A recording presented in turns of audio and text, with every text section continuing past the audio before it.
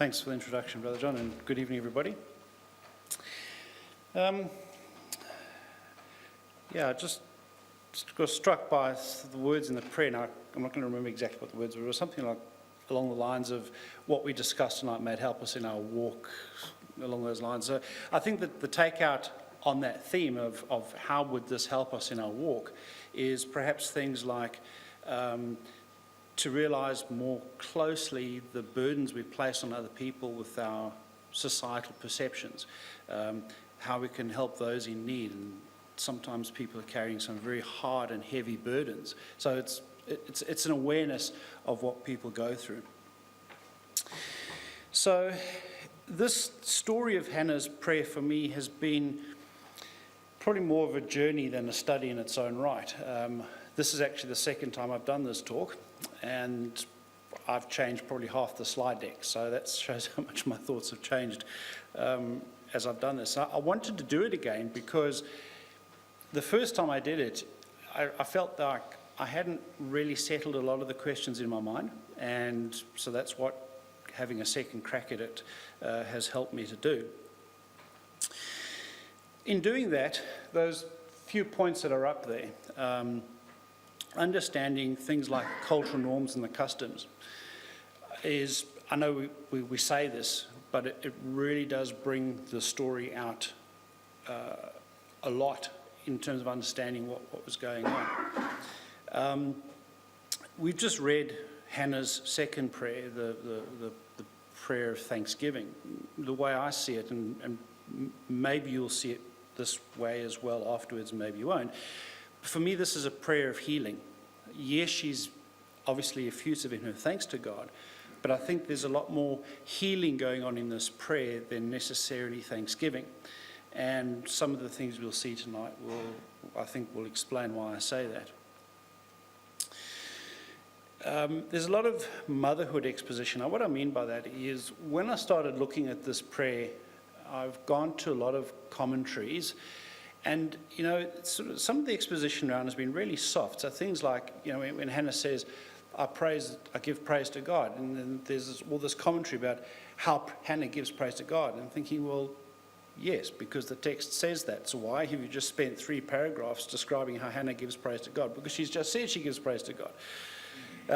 So the exposition around the prayer itself has not been very helpful to me. But once I got to understand the context behind the prayer, that's when the prayer really came to life for me. And so that's what we're going to look at.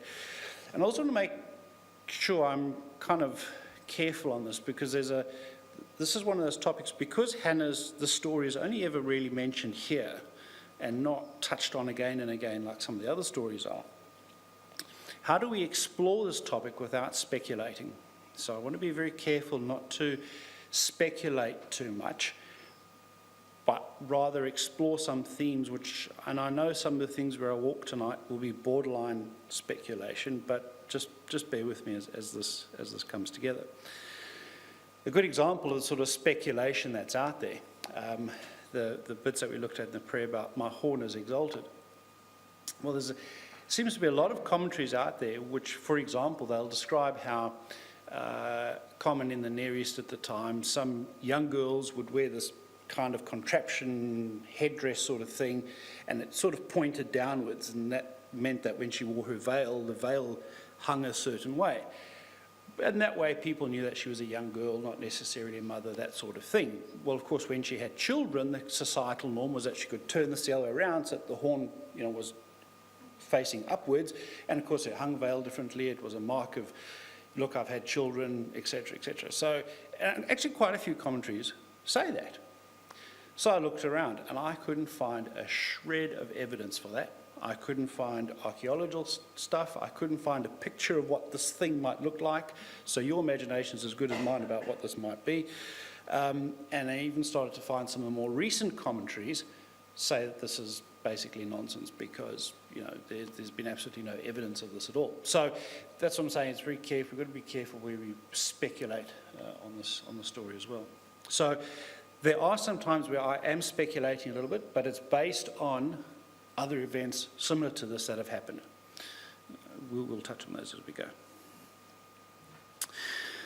So the story in a nutshell, there you go. Hannah was very badly treated because she had no children, we know that.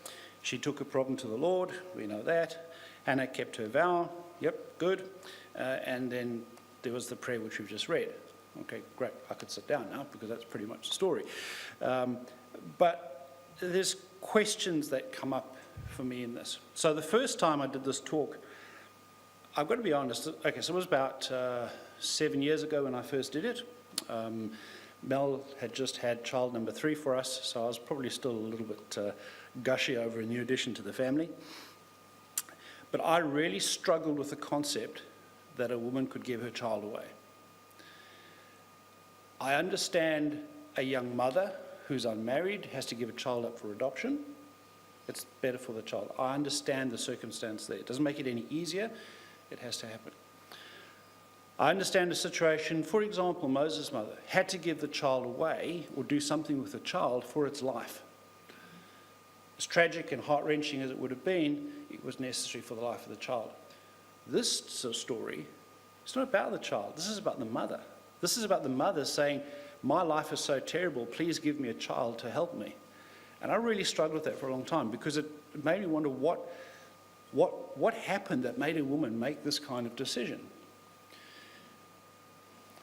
As I step into it, it's not as brutal as that sounds, but that's some of what we'll look at tonight.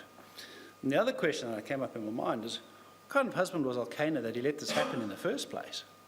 So, to be quite frank, if I've got the goodie and the baddie in the story, I think Hannah's the goodie and Elkanah's the baddie. I'll put my views out there. But I don't think it's as black and white as that. Like all cultural things and domestic situations like this, it becomes very complicated. And I think what's helped me get my head around this is, for the last 5 years or so, I've been involved with an organisation that deals with domestic violence and domestic abuse and puts children in foster care as a result of domestic violence. And if there's one thing that has taught me, it's that this is a very complicated and complex area when you're dealing with these kind of human emotions in reaction to the domestic unit and the abuse and the bullying that goes on there, but then that also gets weighed against societal norms and societal expectations. So because of what society expects, women will put up with the treatment, and it just gets more and more complicated after that. So let's start looking at some of those things. Okay, first of all, worship as a whole at this time. We're coming to, in Israel's history, it's the period of the judges coming to an end. It's an all-time low. Eli and his sons are, the reputation, now in hindsight, we can look back and see how bad it was that their sons were basically called useless. They conducted themselves in such a way that going to the temple was not a pleasure because of the corruption, the abuse, the behavior, the standards. This is the kind of time that this was dawning around. And, the sort of stuff that went on in the temple was very common to what you'd have expected to see in the Canaanites.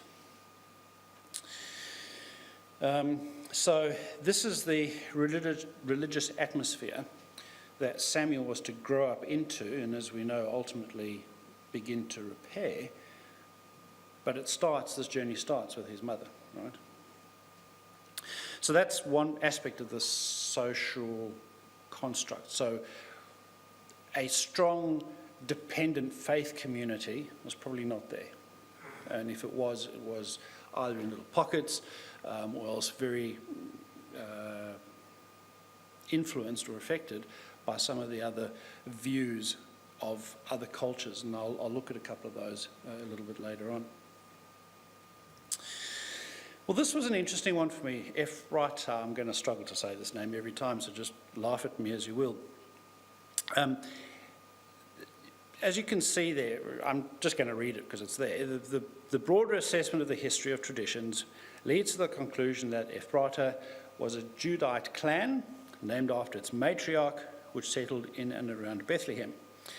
Ephrata may have been a clan associated with several different geological localities, the most famous of which was Bethlehem. Now, this is where it got a bit tricky, and if I tried to explain it to you, I'd just tie myself in knots, so I'm kind of going to just wave my hands magically and hope words make sense to you. I was trying to get my head around this bit where Elkanah was the son of Jeroboam, the son of Elo, the son of Tohu, of an Ephrathite. But he's also a man living in Ramath-Zophim, which is Ramah in some other parts of the scriptures. I was trying to understand what's going on here. Is he called an Ephrathite because of the clan or because of the place? And this is where it got really messy, because it seems that cultural norms of the time, it was ever what you were identified with something that was the most predominant feature, right? So a particular clan from a region, well, the region might be the predominant feature, and so you're identified with that. In other places, you might come from a strong clan, and so you're identified as being part of that clan. And so it kind of got messy depending how people were identified. So there's no magic exposition, no magic gem is going to come out of that, except for this one. The place, the name of it means fruitful. And Ephrata was one of the matriarchs from several generations back. So Hannah has been born into a clan or a family that is associated with fruitfulness. So already she's kind of up against the wall a little bit by being barren, by not bearing children. So I thought that was an interesting little... this is one of those things where there's no single thing that makes it, but when you add all the little bits and pieces together, you can see a definite pattern or a definite time that would have created pain and angst. So, part of a clan that's associated with fruitfulness, that's the piece that I'm taking out of this. Well, of course, fruitfulness was a big thing, right? So now you've got verses like, for example, this one from Psalm. Children are a gift of the Lord, the fruit of the womb is a reward, like arrows in the hand of a quiver, so the children of one's youth. Blessed is the man whose quiver is full of them. And there's a number of verses like this, right? I've just picked one just to make the point. The blessings in Deuteronomy, God said, I'll bless you with lots of children. So this whole notion of being fruitful and bearing children was seen as a blessing from God. Well, this is also at a time when Israel is trying to very much understand what's blessing and what's not blessing. And from a lot of other writings, we see these kind of things starting to evolve. But what comes out of this is that, well, if children were a blessing from God, then the converse must be true. If there's no children, well, then obviously you've done something wrong and you're being punished, or you're a bad person, or for some reason God's not blessing you. And therefore, I don't want to know you because you're trouble. If God doesn't want to know you, I don't want to know you. Right? So that's the sort of atmosphere that this begins to create. There's this sort of social context, the social norms around these sort of, dare I say, superstitions in that regard, in the way people associated one another. A barren, just reading from one of the commentaries, a barren woman could be and often was discarded, ostracized, and given a lower status. And Mesopotamian prayers and legal texts show that these same issues existed throughout the ancient Near East. A woman's status in the family would be very tenuous if she had not borne children, because obviously as the family unit aged and eventually the patriarch died, well, who was going to look after the mother? So if she had no children to look after her, she was doomed. So this is why these sort of things began to add up and become particularly stressing for Hannah, I think. Well, then there's the laws of the firstborn.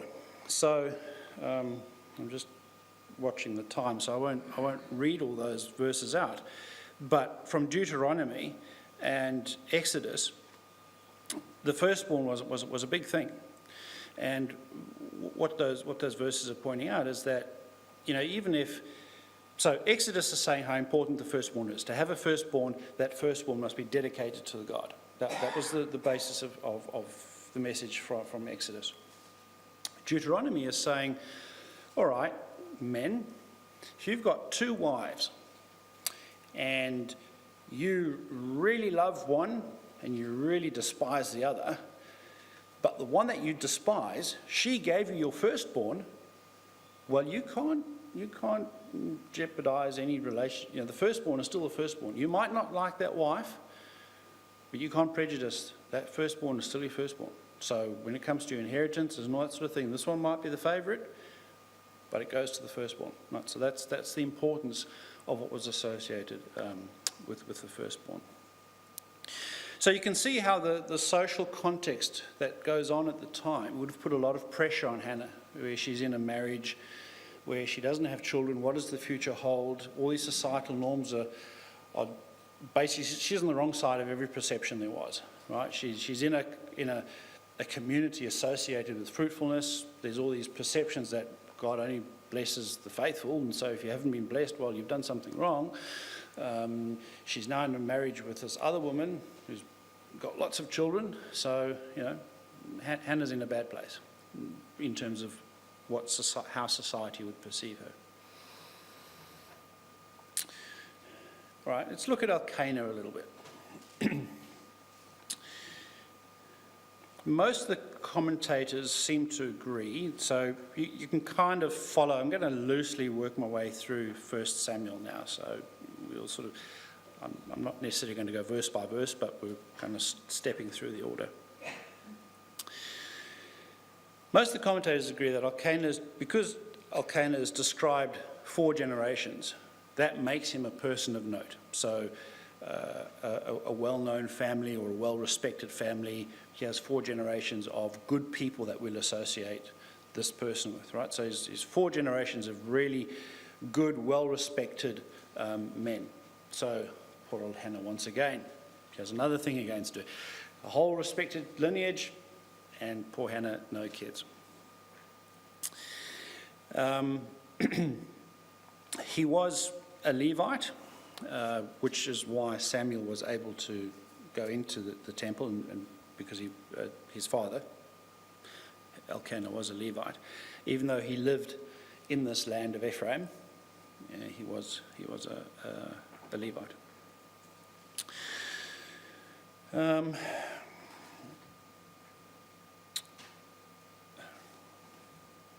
it not? There we go. Yes. That was just, I thought I'd just put that up for interest's sake. I found that in my Bible software.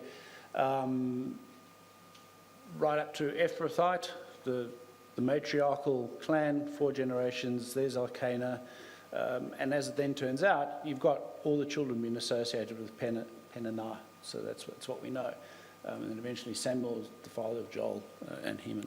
So no great knowledge in that. I just thought I'd put it up for interest's sake. All right, looking at the social context a little bit. Oh, hang on. I'm sorry, I've skipped over a slide. No, I've done something wrong here. All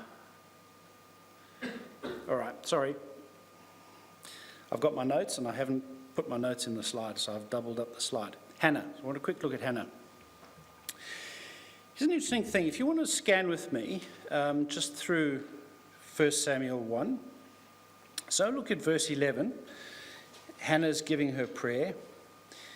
And she vowed a vow, at verse 11, she vowed a vow and said, O Lord of hosts, Yahweh, right? We know the word to be Yahweh. So she addresses God by name. She uses God's name. Same in verse 15. I have been pouring out my soul before Yahweh. Verse 17, same thing again. Not verse 17. 26.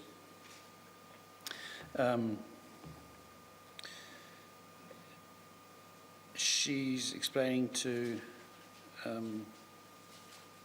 Eli later on that she was this person who'd been standing there praying to Yahweh. So Hannah uses God's name, and in the sense of, this is one of the points I noted in one of the commentaries, and this is where I say I'm going to be careful about how far we speculate. But what's interesting is in verse 17, Eli says, go in peace, the God of Israel grant the petition you've made to him. It doesn't say Yahweh, it doesn't say the Lord. So what this particular commentator, the point they were making was that Hannah was a woman of faith, not afraid to address God by name, not afraid to use God's name, because the relationship was there. Eli can't bring himself to use God's name. So to Eli, for all the faults that this man seems to be accumulating, he acknowledges God as the God of Israel, because he doesn't have that same intimate feeling with God that Hannah has. Therefore, the point that this person was making was just, Hannah obviously felt that she had a close relationship with God. We're not actually told a lot more about Hannah than that. So I'm back to the social context a little bit now. Sarah and Rachel. If you'd like to come with me to Genesis 16. Now, I'm going to go to these references, but I'm not going to read them in detail. I'm just going to skip my way through them just to make the point.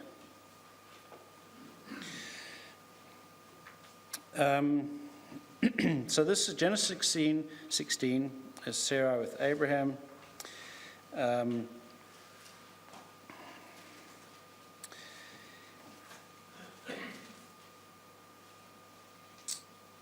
Look at verse 4, just for context.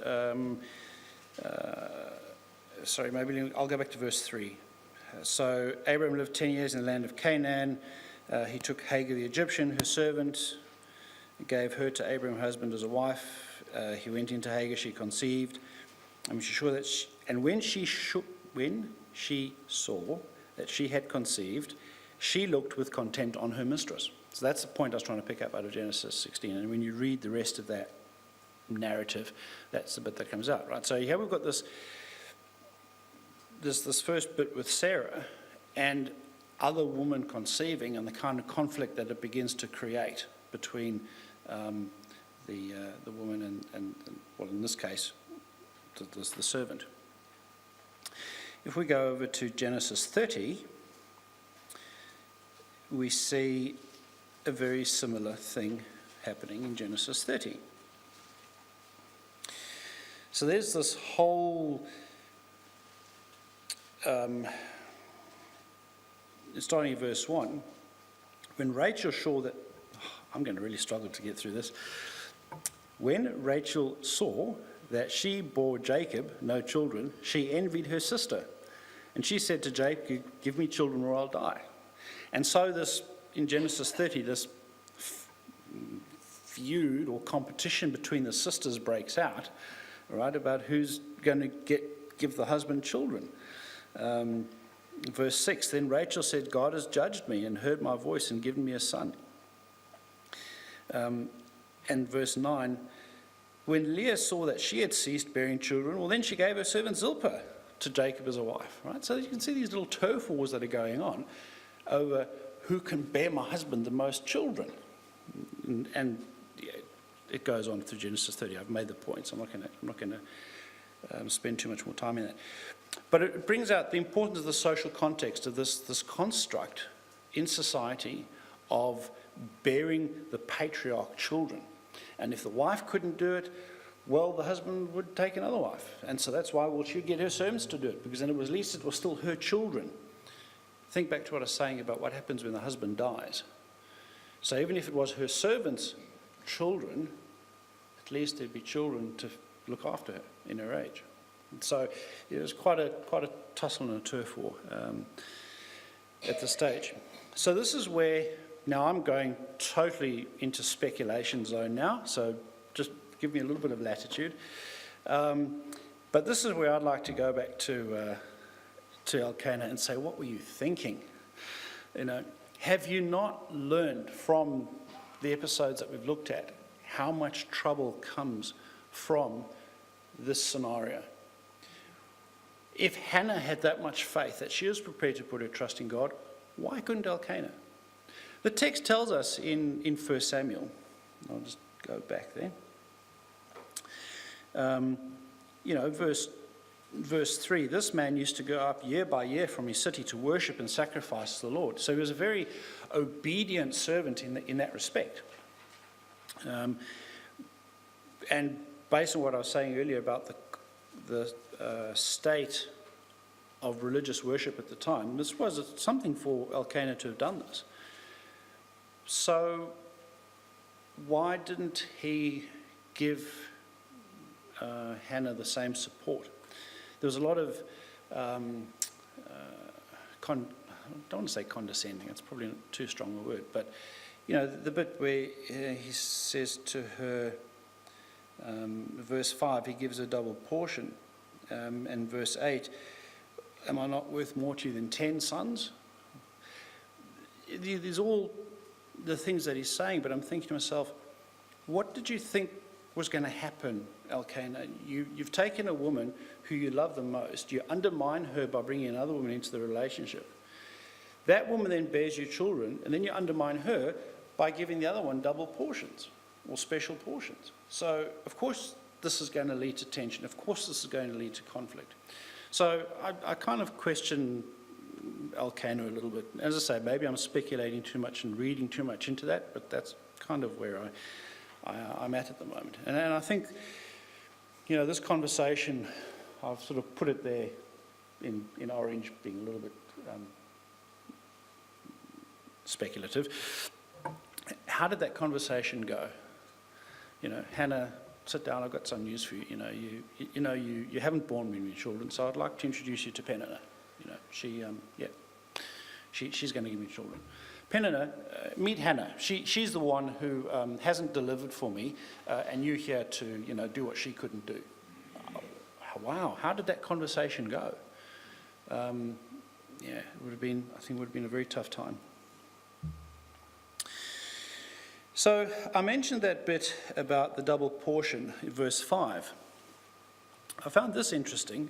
It doesn't change the meaning of the verse too dramatically, but I just thought I'd put it in because some versions will say one portion and some versions will say a double portion. So I was trying to get my head around why that was, and I found this where, as you can see what's on the screen, because the Hebrew literally reads one portion two-faced. So what is the Hebrew trying to say? Is it saying a double portion? Is it a single portion? Or is it a very special single portion? The best cuts or the best, I don't know. Like I say, I just thought I'd put it in because some versions use single and some versions use double. So this explains why that is. It doesn't change the meaning of the verse. Or the context of the verse. The context of the verse is still there, that when the sacrifice happened, a man would bring the portions back to his wives, and the portions would be divided up so that the wife could feed her children.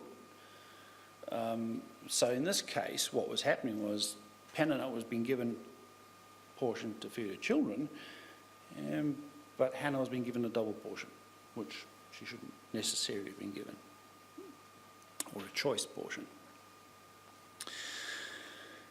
Well, of course, that led to some very hard times. Verse 7, and so it went on year by year. As she went up to the house of the Lord, she used to provoke her. Therefore Hannah wept and would not eat. I'm just going to read from the commentary because it's easier. As in the previous verse, verse 5, the verb form here implies something that was done repeatedly. The emphasis should be retained in translation. The idea of the adverb sorely actually contained in the verb in Hebrew, the presence. Sorry, I'm trying to keep this simple and I probably shouldn't skip so many words. It's an indication that the verb is a very strong one. English versions use verbs like torment and taunt, and the New American Bible attempts to show the habitual nature of the taunts by translating it into a constant reproach. The precise meaning of the Hebrew word translated irritate is disputed. Although usually it's understood to irritate, the Hebrew word may be related to an Aramaic word meaning to humiliate. So, right, there's a lot of stuff that I read out of the commentary there, but what it's basically saying is that, look, it's strengthened forms of the words. They're giving the verbs, the form that they were repeated, and it was the strengthened form of those verbs. So repeated humiliation in this case. This wasn't just an occasional dig in the ribs about, ha ha. This was a repeated humiliation. These two women were thorns in each other's side. And that point that I read out from a commentary earlier, I've just repeated at the top. There, a barren woman was discarded, ostracized, or given a lower status. And so, based on the societal norms, what society would have expected, well, Peninnah would have expected Hannah to be given a lower status. So when Elkanah kept bringing her the choice portions, in terms of societal expectation, that wasn't right. So Peninnah was, I'm not defending her. I'm saying you can see why she would get upset by this kind of thing. It doesn't make her actions right, but this is what motivated her actions. And of course, it just made the situation so much worse for Hannah. So verse 12, Hannah, she took control of her life through prayer. So this for me is where the story takes a turn, and where Hannah begins to stand out.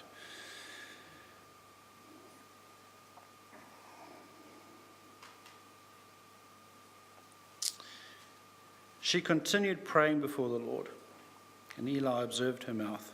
Hannah was speaking in her heart, only her lips moved, and her voice was not heard. And Eli took her to be a drunken woman. Verse 15, No, my Lord, I'm a woman troubled in spirit. I have been pouring out my soul before the Lord. Do not regard me as a worthless woman, for all along I've been speaking out of my great anxiety and vexation.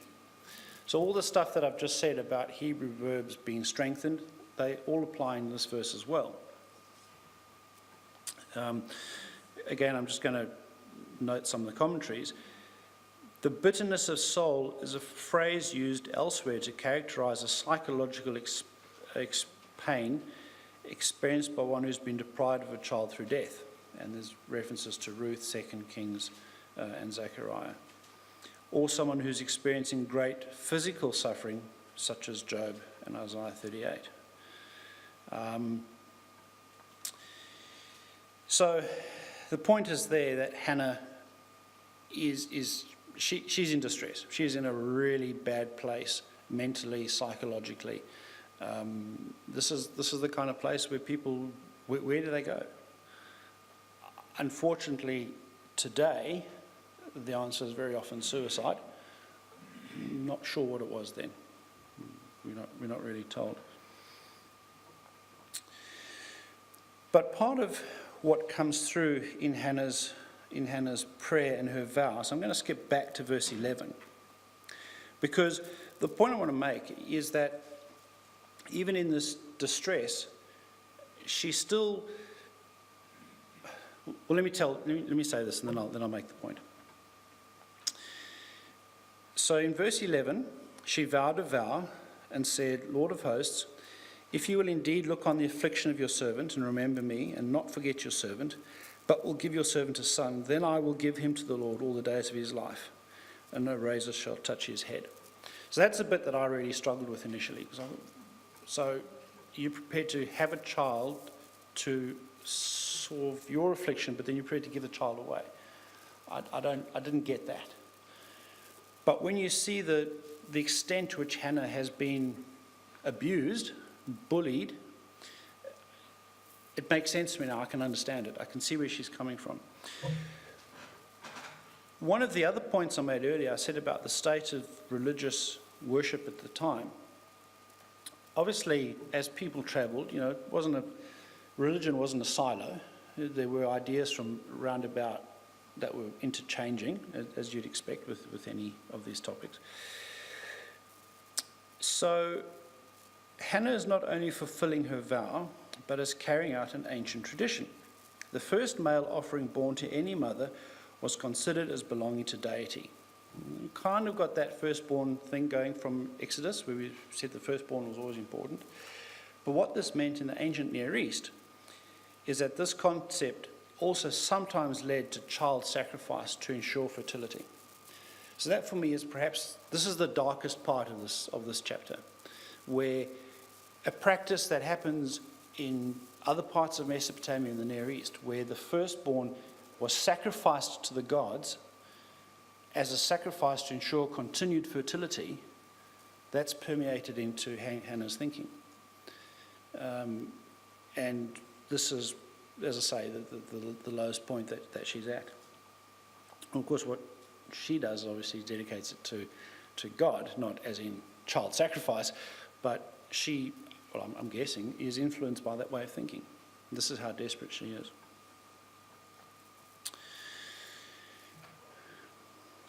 Crafty Elkanah. And I've put a question mark there because maybe not.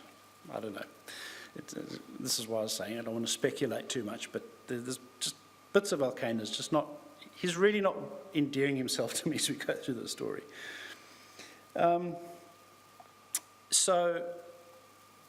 Let's look at Judges 11.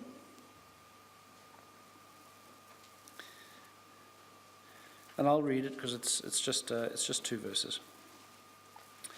Now Jephthah the Gileadite was a mighty warrior, but he was the son of a prostitute.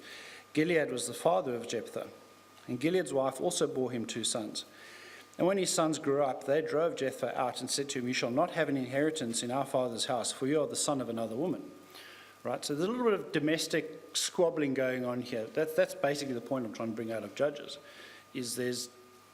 and I think this is what Elkanah is afraid of risking.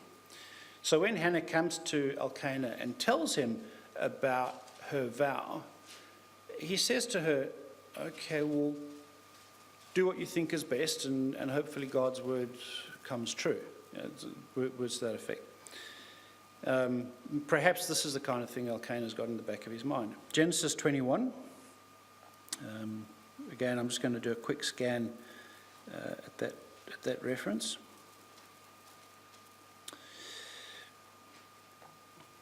Sarah saw the son of Hagar the Egyptian, whom she had borne to Abraham, laughing. So she said to Abraham, "Cast out the slave woman with her son, for this son of the slave woman shall not be heir with my son Isaac."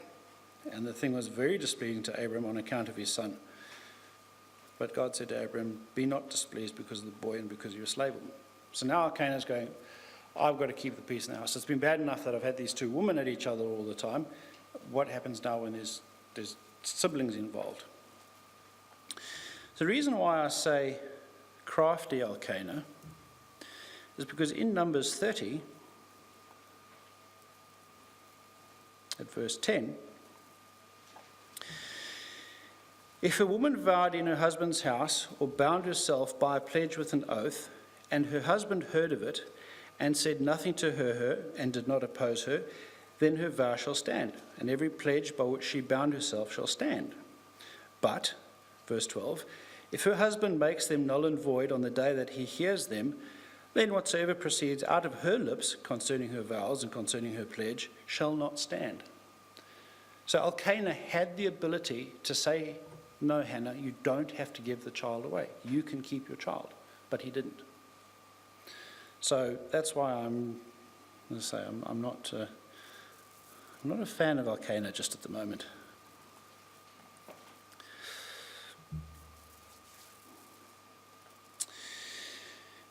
Right, so the story has gone on. I'm just conscious of time. We know the story.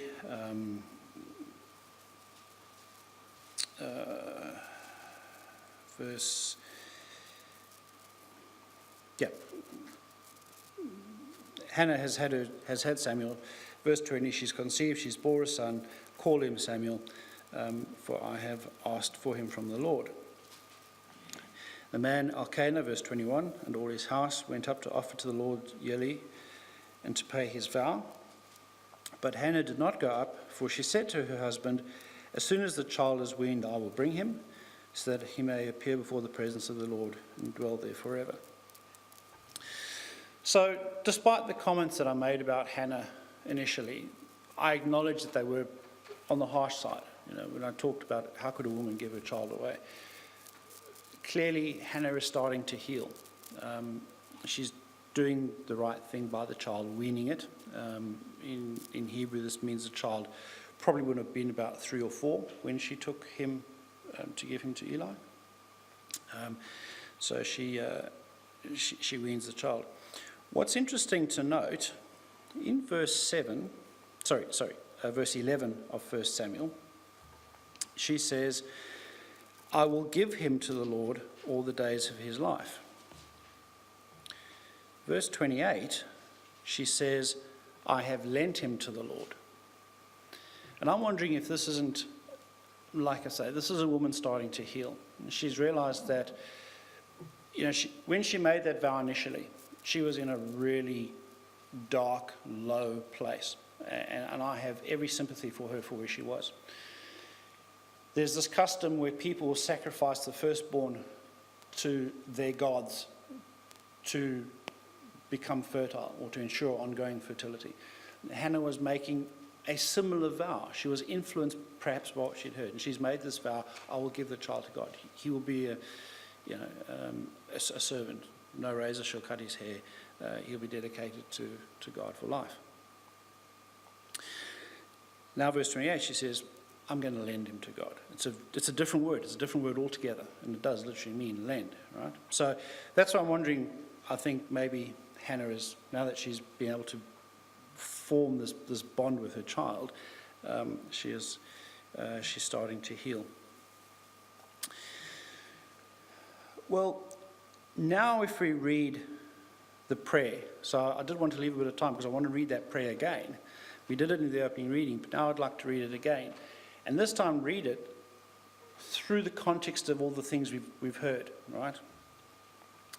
So now Hannah prayed and said, this is 2 Samuel 2 verse 1, my heart exalts in the Lord, my horn is exalted in the Lord, my mouth derides my enemies because I rejoice in your salvation.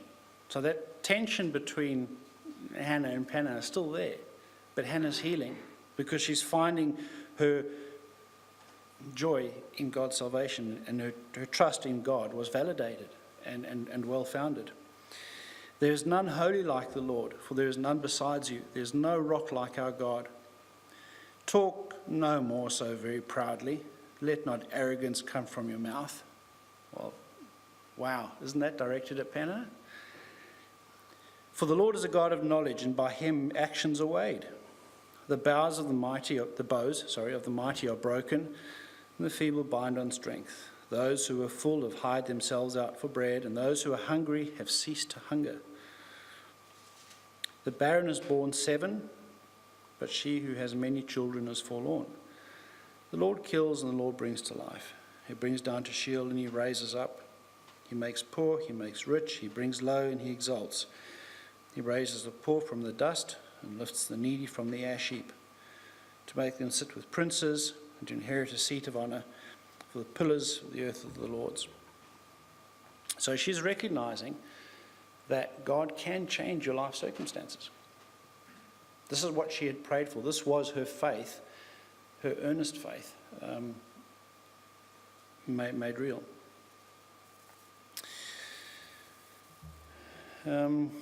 Verses jump down to verses 18 to 20 of 2 Samuel 2.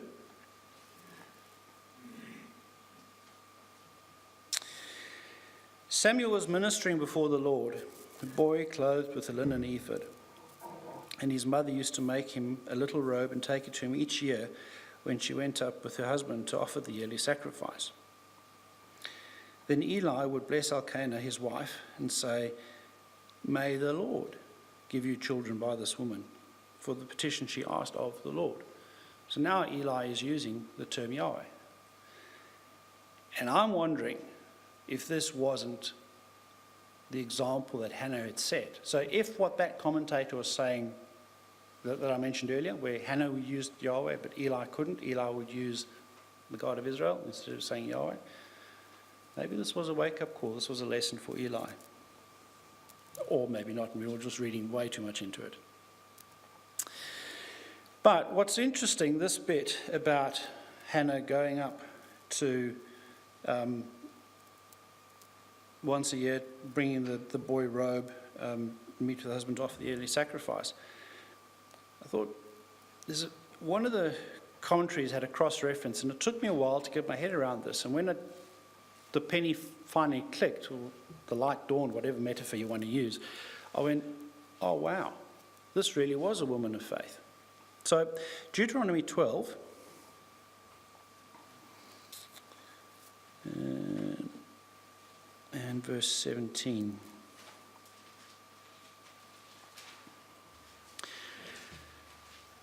So this portion of Deuteronomy, the context is that it's talking about sacrifices and where you can or can't eat them. Verse 17, you may not eat within your towns the tithe of your grain or of your wine or your oil or of the firstborn of your herd or your flock or any of your vow offerings that you vow, your freewill offerings or the contribution that you present.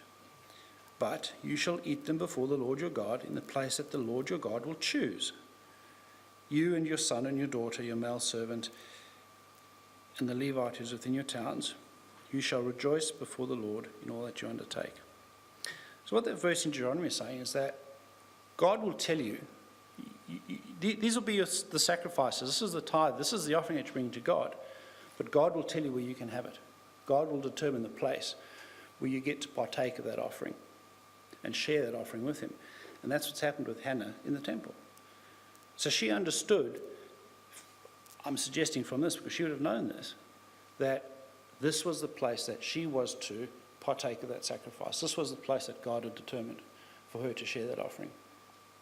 So, yes, a few minutes ago I was talking about Hannah perhaps being influenced by some of the other Near Eastern customs of giving the firstborn to the gods for fertility.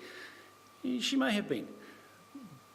But I think this was one of her big drivers. She knew that when she was giving up that child, she would still get to share that sacrifice with God. It was just this was the place that God had determined it would be.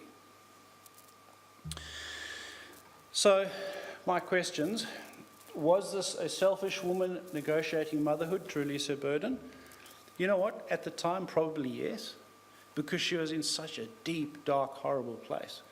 So, it's not something to criticize her for. It's not something to look badly on her for. She was in a horrible place. I don't think she negotiated something with God, so perhaps that's not the right word.